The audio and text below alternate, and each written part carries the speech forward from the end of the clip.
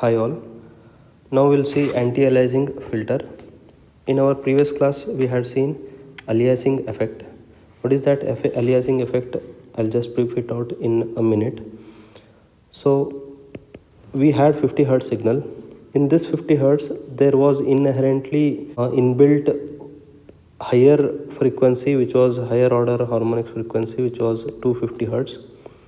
Now instead of sampling this, because of presence of 250, we had sampled to 250, and when we reconstructed it, we had got 50 hertz, which we saw in our last video. Now this 50 hertz signal is a reconstruction of this signal, but how it is appearing? As if it is a reconstruction of our fundamental signal. So this is called as aliasing. And why this has happened? Because of two reasons. One is wrong selection of Nyquist criteria, and second is due to presence of higher order harmonic, that is higher frequency signal present in the fundamental signal. So how to avoid this higher frequency signal? By simply incorporating an filter, that is low pass filter. So anti-aliasing filter, okay, is nothing but a low pass filter. So low pass filter, we already know what it is.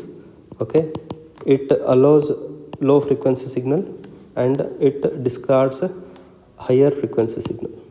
So for example, we already know that this is a frequency response where gain magnitude is 1 dB.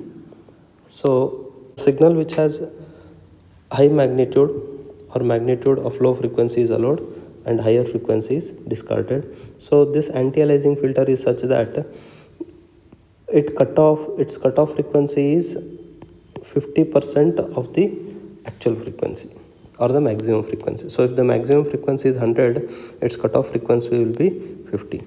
If the maximum frequency is 720, then the cutoff frequency will be 360. So this is FC. This is what is about anti-aliasing filter. Now we'll see sampling rate criteria. So there are some pros and cons about sampling rate criteria. What are those? We'll see. So what is sampling rate is, just we'll see an example. This we have already seen. So this is a fundamental signal of 50 hertz and there are 50 such cycles in 1 second. This we know. So in each cycle, if you are taking 4 samples, so in 50 cycles there will be around 200 samples per second. Now if you reconstruct this, it may not look the original signal which is sine, but it will be somehow similar. So for that reason, the more the samples you take, the more the better reconstruction will be. Okay, so for lower sampling rate, reconstruction is not so good. Here reconstruction of original signal is better. And large time available for computation. If you have less samples, so you have more time between. If you have less samples, you have more time between samples to compute it. So computation is what? Once you convert analog signal to discrete, it will look something like this. This is a discrete signal. Okay, but what is digital signal? Digital signal is this, where x and y coordinate are discrete, but in discretized signal only x coordinate is discontinuous and y coordinate is continuous. You can see here it is a continuous. So for a digital signal, both x and y coordinate must be discontinuous, and for discrete signal, y coordinate is always continuous. So because of that reason, discrete signal and digital signal are not same. So digital signal and discrete signal, they are not same. Less samples means less computations, more samples, more computation. So here more delay is involved, here less delay is involved. So these are some pros and cons of selecting the sampling rate. Now we'll see what is anti-aliasing filter, how where it is connected in the circuit. So there is a original signal here, okay, and anti-aliasing filter is connected before the sample and hold circuit. So because of that, the higher frequency signal will disappear. You have only low frequency signal. But when you discretize this signal, what you get is something like this.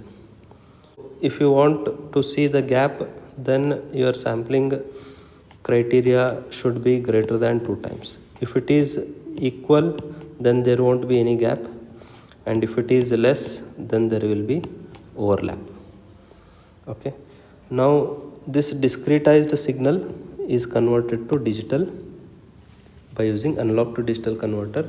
Now generally in relaying applications, we have around 4 to 96 samples per cycle. This is governed by the minimum criteria, and this is governed by the algorithm or the computations. So next is estimation of phasors. We'll see estimation of phasors. So why do we need impedance or phasors? So what is phasor? It is nothing but V and I. Why we need to know V and I? Phase angle between V and I is because we need to know Z. So V by I is Z. So if we know V and I, Z is known. Why we need to know Z? Because to implement an impedance relay. Impedance relay works on the value known impedance. If impedance is low, it means that current is high due to short circuit. If current is high, obviously voltage will be low. Or if current is low, it means voltage is high, it means open circuit. In that case, impedance will be too high. So for rated current and rated voltage, there will be a rated impedance. So because of this, we need to know phasors of voltage and current. Now we'll see how to find it. We have voltage and current equation here, which is a fundamental equation, Vm sin omega t plus phi v. Phi is a phase difference between reference voltage and reference current. And at a given instant t and for a given frequency, we can find V of t only if we know Vm and phi v. So the two unknowns are Vm and phi v in case of voltage. Similarly, Im and phi I are the unknowns in case of current. Once we know Vm and phi v, in the same fashion we can find Im and phi I. And once we know Vm and phi m, we can know V of t. Similarly, I of t, and because of that we can find Z. Once we know the value of Z, we can take the tripping decision. So how to find Vm and phi m? So here we take two equations because two unknowns are there. Since two unknowns, that is Vm and phi v, are two unknowns, we take two equations. We obtain two equations by taking two samples at T1 and T2. So at T1 corresponding V1 is obtained, at T2 corresponding V2 is obtained, and this equation is obtained by expanding this, that is sin A plus B formula. And if you write it in a matrix form, you will get this equation. And since this is unknown, send it at left hand side. This will come at RHS.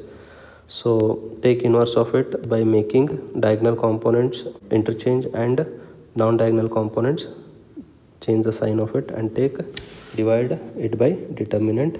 So we'll get these two formula. Now using this formula, we have got sine component, cos component. Using this formula, we will find Vm. Using Pythagoras theorem, we can find Vm by taking sum of squares of other two sides, that is sine component and cos component. So sine component and cos component, once it is obtained, we get Vm. Sine and cos component are obtained here, and phi m we obtained by taking tan inverse of imaginary part by real part. So once we know Vm and phi v, if we put that in equation 4.5 and 4.6, we will get Z. And 4.10 and 4.11 equation can be generalized. So you can observe here theta 2 has become theta k, so k is 2 here, so k minus 1 is 1 here. So it is just an writing the equation in a generalized form. Thank you.